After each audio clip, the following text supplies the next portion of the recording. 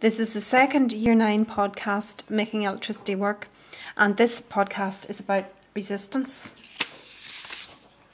So first of all, we have a definition of resistance.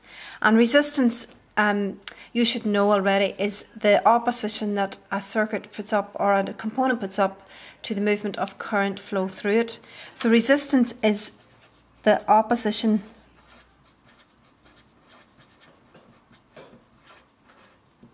to current. So resistance opposes current. Resistance is measured in a unit called ohms, and ohms are named after George Ohm, who discovered resistance. So that is an omega symbol that you would find in the Greek alphabet. So if something opposes current, then it has a high resistance. And we know that good conductors, such as, and one of our best conductors is copper, and it's used most commonly.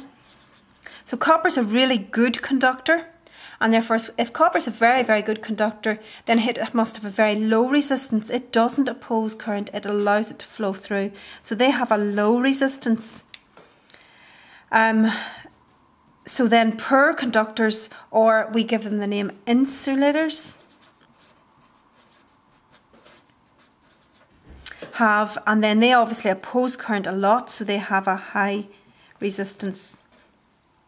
So they have a high resistance.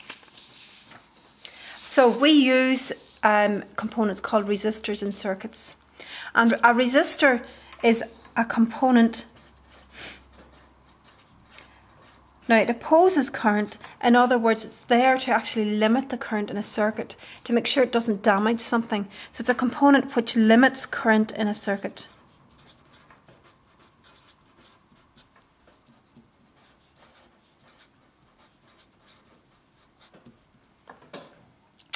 The symbol for a resistor we've already met is just a box. A variable resistor is a component, or is a resistor, whose value can vary.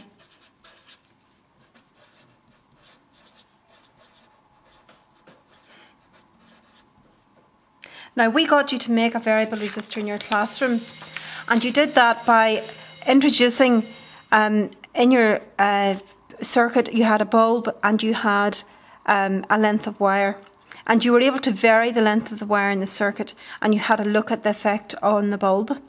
So the summary of that was that the longer the wire in a variable resistor, the longer the wire, the further the current has to travel, and therefore the more resistance there is.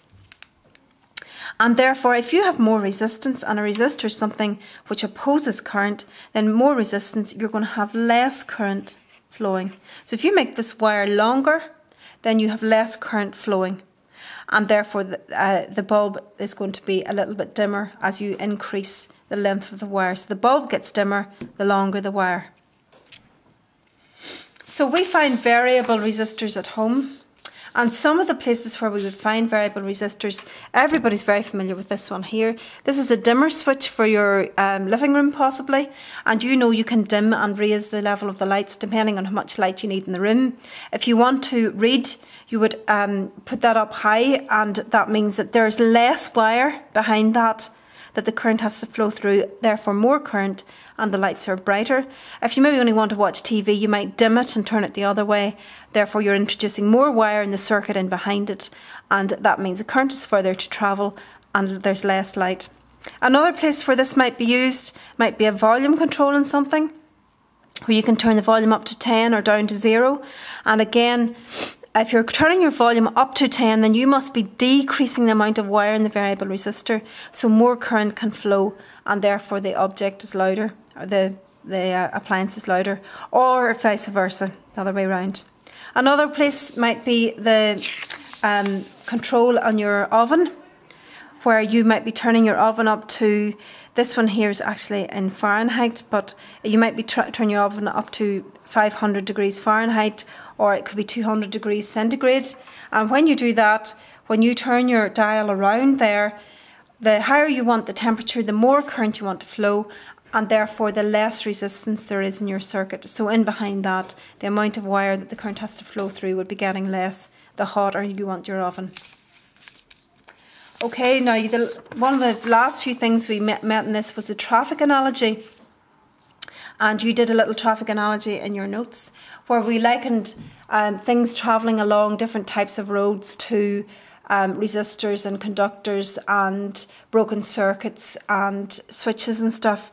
So the first one here is a digger moving along here, and there's been a landslide. So that road is impassable. So that means that there's a broken circuit possibly. That would be the same as a broken circuit. The next one in the middle here is a quiet country lane.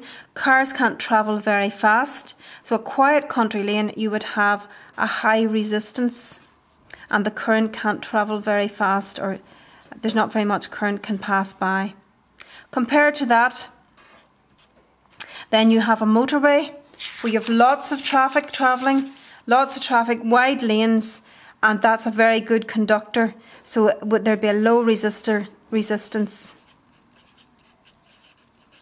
And that means that the object would be a good conductor.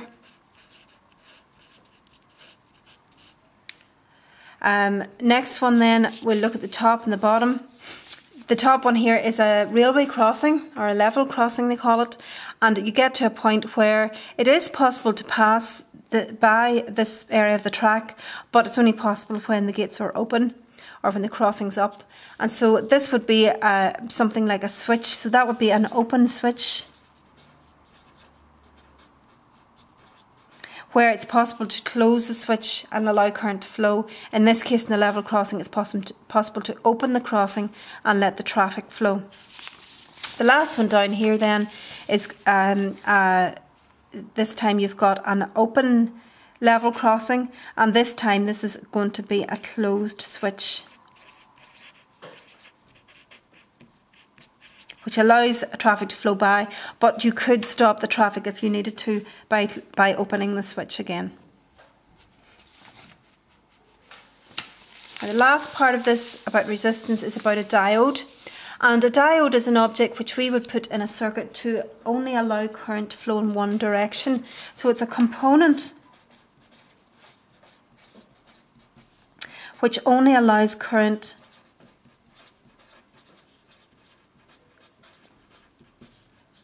to flow in one direction.